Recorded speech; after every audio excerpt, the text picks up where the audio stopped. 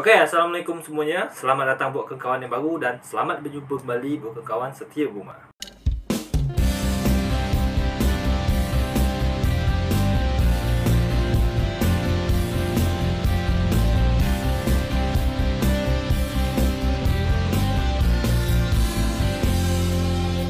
Oke, masih bersama saya Boma, tentunya di channel I'm Boma. Video Boma hari ini, Boma nak mengenal negeri Terengganu lebih dalam, yaitu adalah sejarah kerajaan baru negeri Terengganu. Oke, inilah dia. Terengganu Darul Iman merupakan negeri yang kaya dengan tempat-tempat menarik. Budaya setempatnya pula sangat memikat. Berkeluasan kira-kira 12,995 km persegi. Oke, 12,000. Dan mempunyai 7 buah daerah, iaitu 7 buah daerah. Itu Kuala Terengganu sebagai ibu negeri. Okey, Kuala Terengganu sebagai ibu negeri. Diikuti Besut, Dungun, Kemaman, Marang, Setiu dan Hulu Terengganu. Oh, itu dia. Berarti 7 nama daerahnya. Negeri ini bersempadan dengan Kelantan di sebelah utara, manakala di sebelah timurnya pula adalah Pahang. Kedudukannya yang terletak bersebelahan dengan Laut Cina Selatan telah menjadikan... Okey, Laut Cina Selatan. Berarti berseberangan langsung dengan Natuna khususnya. Negeri ini mempunyai pantai terpanjang di semenanjung Malaysia. Pantai terpanjang Pulau-pulau yang cantik dan menarik seperti Pulau Redang. Okey, pulau yang cantik dan menarik tadi iaitu adalah Pulau Redang, Pulau Kapas, Pulau Perhentian banyak. Pulau Perhentian besar, Pulau Perhentian kecil. Oh, ada besar ada kecil juga. Lagi telah menjadi tarikan pelancong dari dalam dan luar negeri. Berarti di sini dapat ataupun boleh disimpulkan negeri Terengganu ramai diminati pelancong, baik pun di dalam ataupun di luar negeri, iaitu terkhusus dari pantainya berarti ya, kerana memiliki pantai yang terpanjang di semenanjung Malaysia. Terbaik. Penduduknya berjumlah kira-kira 1 juta orang. Oh, 1 juta, ramai juga. 90% terdiri daripada orang Melayu, manakala selebihnya terdiri daripada kaum-kaum lain. Betul lah. Mesti Melayu lah banyak kan. Seperti Cina, India dan Bumiputra. Bumiputra tu orang mana? Tak faham tu. Dari sudut sejarah, Terengganu sudah pun wujud sebelum kewujudan Kesultanan Melayu Melaka. Ahli arkeologi telah menemui bukti peninggalan sejarah di Gua Bewah. Okey, berarti sebelum kerajaan Melaka wujud, negeri Terengganu dah dihuni ataupun dihuni penduduk ataupun masyarakat lah. Ya, di Gua Bewah, di Tasik Kenyir. Oh, di Tasik Kenyir. Penemuan ini menunjukkan Terengganu sudah pun dihuni. Mana? Bewah 18, alat pemukul. Oh, ya. Macam penukul. Sejak 4,000 tahun sebelum Masihi lagi. 4,000 tahun sebelum Masihi ya. Catatan jumpaan manusia primitif di Gua Taat dan Gua Bewah pada zaman batu Neolitik dan kerja-kerja arkeologi pernah dilakukan oleh Profesor Datuk Nik Hassan Suhaimi. Gua Taat. Oh, okey, Gua Taat.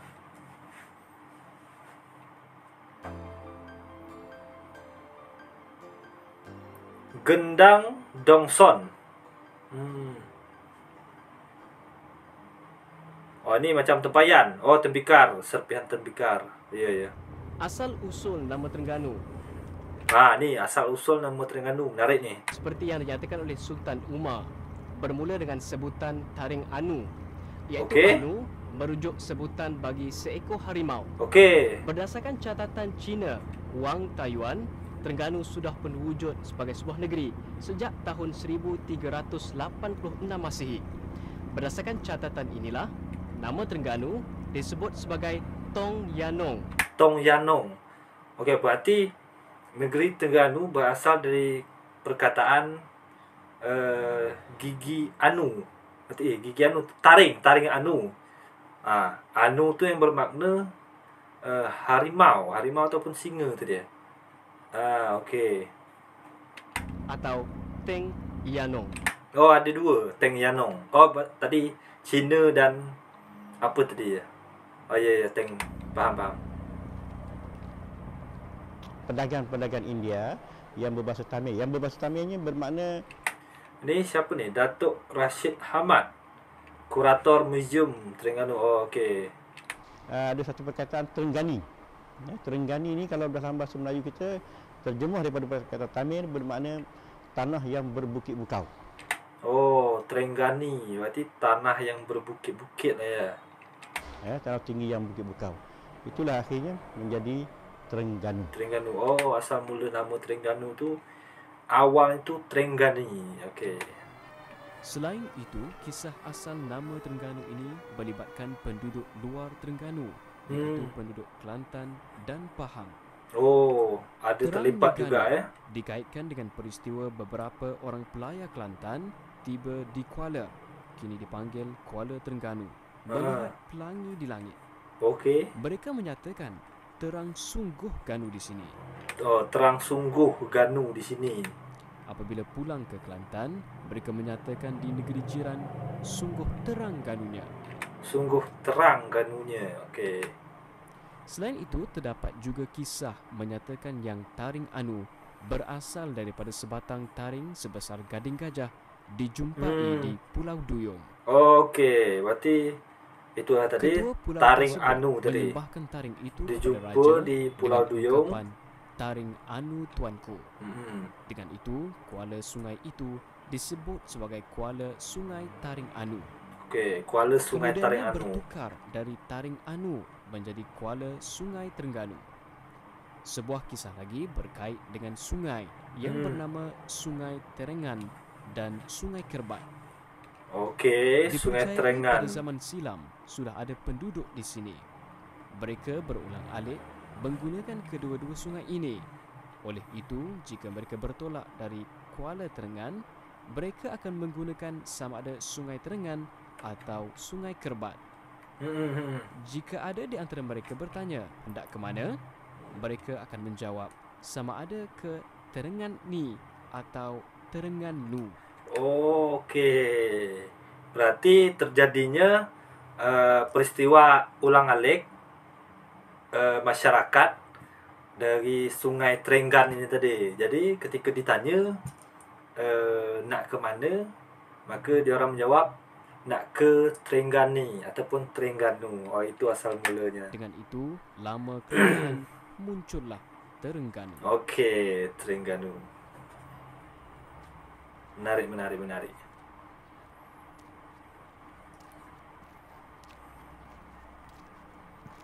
Kota Lama Duyung dibina pada tahun 1920. Monumen ini pernah digunakan sebagai sekolah agama. Okey. Untuk mengajar kanak-kanak mempelajari Al-Quran. Dipercayai struktur binaan bangunan ini menggunakan campuran putih telur dan madu lebah untuk memperkukuhkan struktur binaan. Okey. Dengan putih telur dan madu lebah ya tak salah rumah tadi. Berarti ini sama dengan kisahnya masjid yang ada di Pulau Penyengat.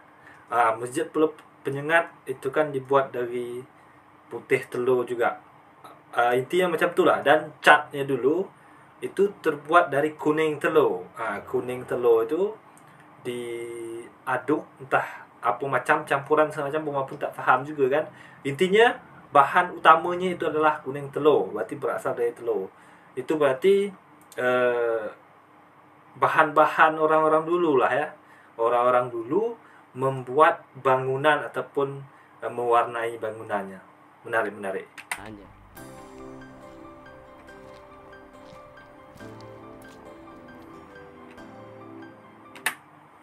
Okey, di sini ada Kota Lama Duyung. Kota Lama Duyung ini telah dibina dalam tahun 1919 dan siap pada tahun 1920 oleh Dato' biji sura Nik Muhammad bin Hitam, okey, yang merupakan seorang hakim. Kota yang diperbuat daripada bahan campuran seperti madu, kapur toho, putih telur, pasir, batu dan sebagainya lagi, berukuran lebih kurang 400 meter persegi, dan di dalamnya terdapat beberapa buah rumah, umpamanya rumah bujang berpelih, limas bungkus dan limas Belanda. Tukang yang ditugaskan membinanya terdiri daripada Melayu dan Cina Singapura. Di dalam rumah inilah diadakan kelas belajar agama dan tempat belajar mengaji Al-Quran. Okey, Kota Lama Tuyuh.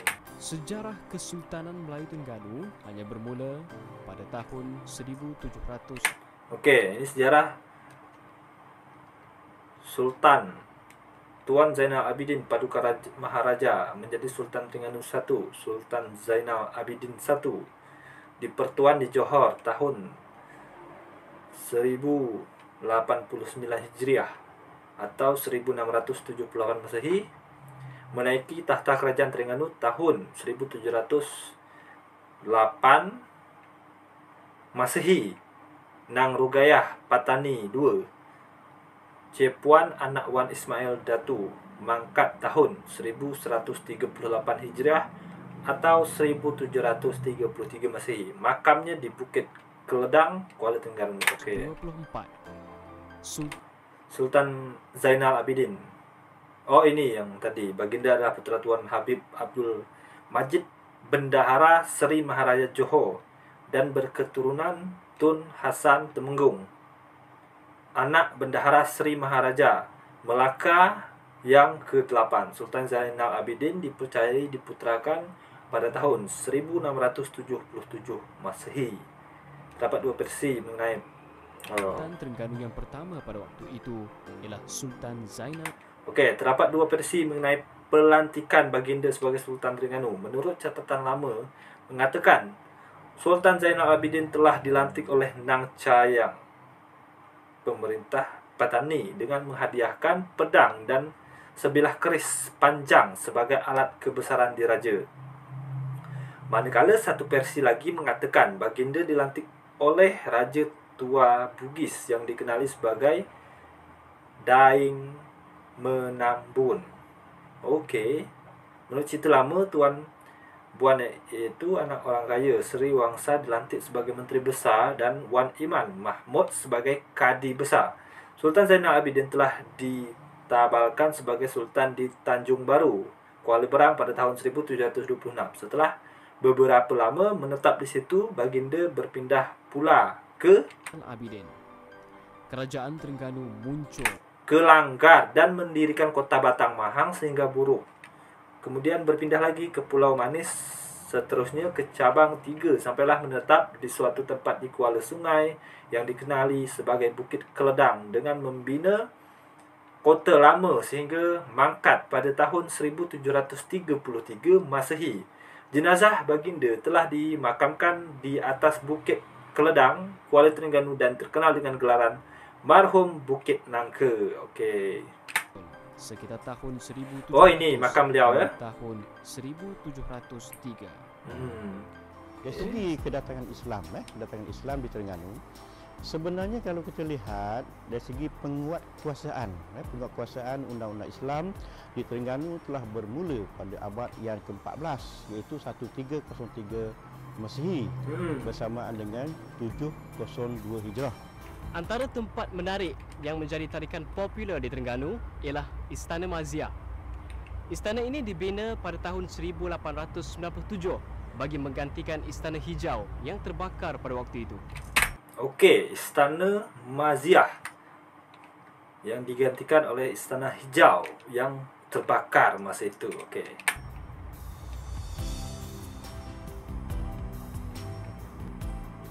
Sultan Mansur Shah I telah melibatkan diri dalam perdagangan dan melantik wakil-wakilnya untuk menjaga urusan perdagangan. Antara barangan yang diperdagangkan ialah lada hitam, emas dan biji timah. Hasil keluarannya berjumlah lebih kurang $30,000 Spanyol. $30,000 Spanyol Terengganu telah menjalin hubungan persahabatan dengan Siam dan hubungan ini berterusan apabila Siam meminta bantuan Terengganu menyerang Raja Ligor pada tahun 1765. Oh, berarti dulunya negeri Terengganu itu bekerjasama dengan negeri Siam. Jadi untuk memperkuat kerajaan di pihak masing-masing pada masa itu.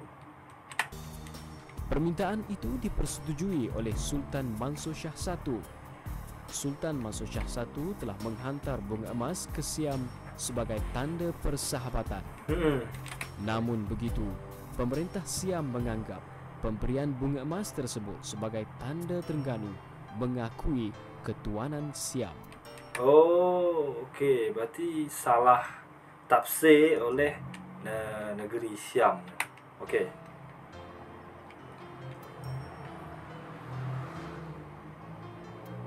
Suatu ketika dahulu, Kuala Berang menjadi bandar penting di Terengganu kerana di sinilah batu bersurat dijumpai Batu yang seterusnya bersurat. menjadi Oh. bukti kedatangan Islam di tanah Melayu. Okey.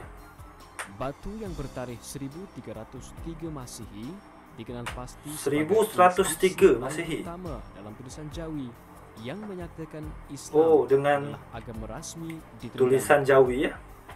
Undang-undang Islam diguna pakai sebagai panduan dan pedoman dalam kehidupan.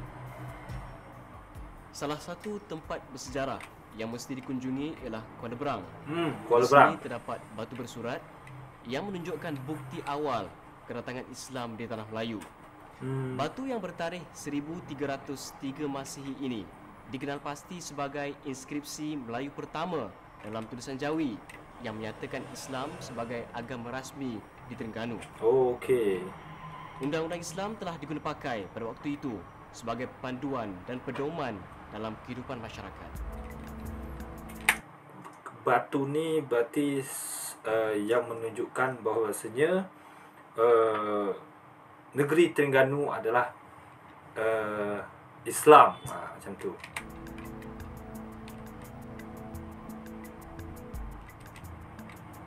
Setakat ini tidak dapat dipastikan dengan tepat tarikh atau tahun dan dari mana kedatangan Islam ke Terengganu. Okay. Namun begitu, pada batu bersurat Terengganu tercatat tahun Hijrah 702. Tahun Hijrah berarti 702. Berarti yang tertulis dekat batu ni Bersamaan 1303 Masihi. Tahun ini telah dipersetujui hanya apa ni? Kotak ke laut. Kotak ini digunakan oleh kaum nelayan yang hendak turun ke laut bagi mengisi peralatan menangkap ikan seperti mata kail, tangsi, rokok daun, sirah, tembakau dan sebagainya. Selain itu, kotak ini bertindak sebagai pelampung jika maksudnya berlaku kemalangan di laut. Okey. Oh, ini kotak ke laut ya. Tetapi bukan bermakna Islam bermula di Terengganu. Batu apa tadi, sempadan? Dengan itu, baju tertulis bermakna agama Islam telah bertapak di Terengganu sebelum tahun 1303 Masihi. Perkembangan Islam di Terengganu sebelum tahun tersebut. Ini kain bertulis. Kain ini digunakan sebagai penutup keranda orang mati. Oh ya, untuk dihantar ke kubur. Ayat yang tulis ialah ayat yang memuja. Berarti masih sama juga sampai sekarang yang dipakai ini ya.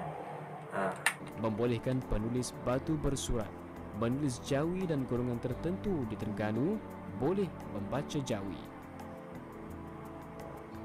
Satu perkara yang menarik di sini, Terengganu adalah negeri terawal di Malaysia mengkanunkan undang-undang Islam.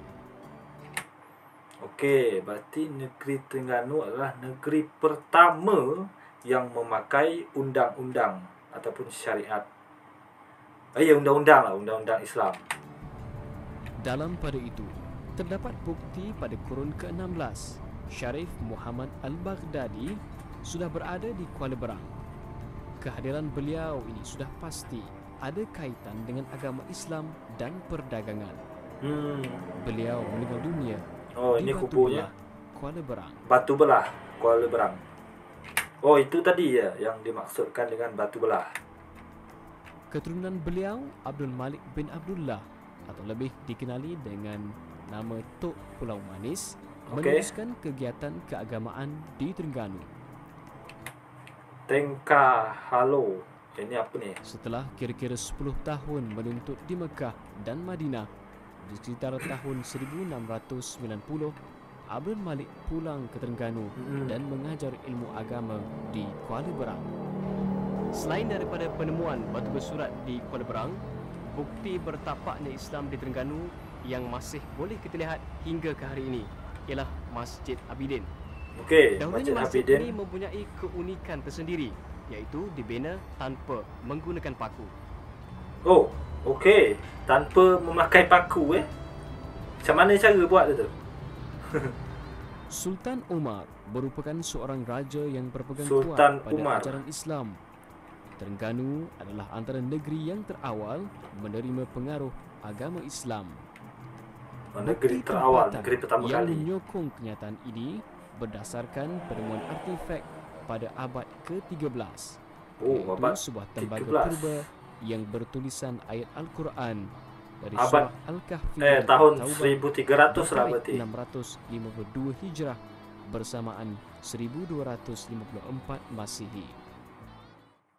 Selain itu, bukti berdasarkan prasasti Terengganu yang bertarikh 702 Hijrah atau 1303 Masihi yang menyebut tentang 10 Dharma atau undang-undang khususnya hukum jenah Islam. Oh, bendera tubuh duli yang maha mulia, tanah putih menunjukkan suci dan air bersih. Di tengah bendera mengandungi alatan berwarna kuning. 2. Seperti bulan bintang menunjukkan Raja Islam, pedang, keris panjang, tongkat, kain selampai dan kain wali menunjukkan kebesaran diraja, Quran dan kitab menunjukkan undang-undang dan peraturan. Warna kuning 2. Makna raja, bunga padi menunjukkan Mengukuhkan lagi makanan pengaruh rasmi. agama Islam Okey. di Terengganu. Ini ya, okey. Kini, Terengganu terus mengorak langkah dari segi perkembangan ekonomi, teknologi dan struktur sosialnya. Penemuan khazanah dasar laut iaitu petroleum dan gas pada tahun 1974 Petronas. telah merubah negeri ini menjadi sebuah negeri yang sedang berkembang maju. Okey. Pengurusan yang cemerlang adalah berkait rapat dengan ketegasan dalam menegakkan kedaulatan negara. Sultan Terengganu telah menolak hubungan dengan Siam kerana Siam menganggap pemberian bunga emas daripada Terengganu bererti Terengganu mengakui ketuhanan Siam. Oleh itu, sebagai rakyat, kita hendaklah mempertahankan kemerdekaan dan kedaulatan negara agar tidak dijajah oleh kuasa asing. Ya, betul. Sangat-sangat betul. Okey, jadi itulah dia sejarah kerajaan negeri baru, negeri Terengganu. Jadi di sini Boma banyak tahu tentang Terengganu lah khususnya. Baik itu asal mula nama, terus sejarah kerajaan, terus masuknya Islam, terus bukti-bukti sejarah dan banyak lagi tadi tentang Terengganu. Dan insyaAllah ini memberikan pelajaran terbaru buat Boma juga dan pengetahuan Boma. Jadi terima kasih buat kawan-kawan semua. Tetap support channelnya Boma dengan cara like, share dan subscribe channelnya M Boma. Terima kasih buat kawan-kawan semua. Saya Boma.